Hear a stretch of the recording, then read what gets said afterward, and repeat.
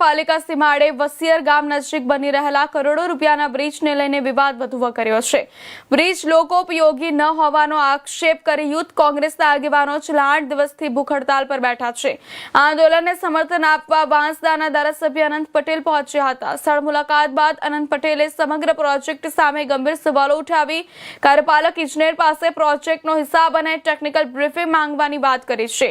વલસાડ શહેર અને વસિયર ગામની સરહદે બની રહેલા બ્રિજને સ્થાનિકો અજાયબી બ્રિજ અને સેલ્ફી બ્રિજ તરીકે ઓળખાવી રહ્યા છે। બ્રિજની કોઈ જરૂરિયાત ન હોવા છતાં સરકારી તિજોરીમાંથી કરોડો રૂપિયાનો ખર્ચ કરવામાં આવી રહ્યો હોવાના આક્ષેપ સાથે યુથ કોંગ્રેસના આગેવાનો મિત દેસાઈ અને રાહિલ છેલ્લા 8 દિવસથી અન્ન જળનો ત્યાગ કરી ભૂખ હડતાલ પર બેઠા છે।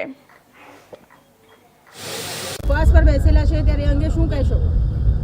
યુવક કોંગ્રેસના આગેવાન મિત દેસાઈ અને રાહિલ બંને યુવાન કાર્યકર્તા યુથ કોંગ્રેસના વલસાડ નગરપાલિકામાં અને વસિયર ગામ પાસે બની રહેલા બ્રિજ જે તદ્દન હોપલેસ બ્રિજ છે, લોક ઉપયોગી બ્રિજ નથી, લોકોની માંગણી વગરનો બ્રિજ છે, ત્યારે આટલા દિવસથી ધરણા પર બેઠા છે।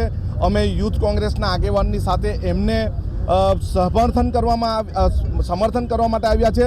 આખા વલસાડ જિલ્લામાં ધરમપુર વિસ્તારના 2 મહત્વના બ્રિજ હાઈવે 56 પર આવેલા છે, તે વધારે વરસાદના કારણે બંધ કરી દેવામાં આવ્યા છે। ત્યારે આ બ્રિજ જેને અજાયબી બ્રિજ પણ કહેવામાં આવે છે, સેલ્ફી બ્રિજ પણ કહેવામાં આવે છે, તે બ્રિજનું 90% કામ પૂરું થઈ ગયું છે। અમે અમારા આગેવાનો એટલો જ હિસાબ માંગ્યો છે કે બ્રિજ કોના કહેવાથી બનાવવામાં આવ્યો, કોની સગવડ માટે બનાવ્યો, માત્ર ભાજપના આગેવાનના કહેવાથી બનાવવામાં આવ્યો હોય અને ભાજપના આગેવાનની વાડી અને એની જમીનનો ભાવ વધારે થાય એના માટે કરવામાં આવ્યો હોય, એનો હિસાબ પૂછવા માટે 2 ભાઈઓ ધરણા પર બેઠા છે ને અમે એમને સમર્થન આપવા માટે આવ્યા છે।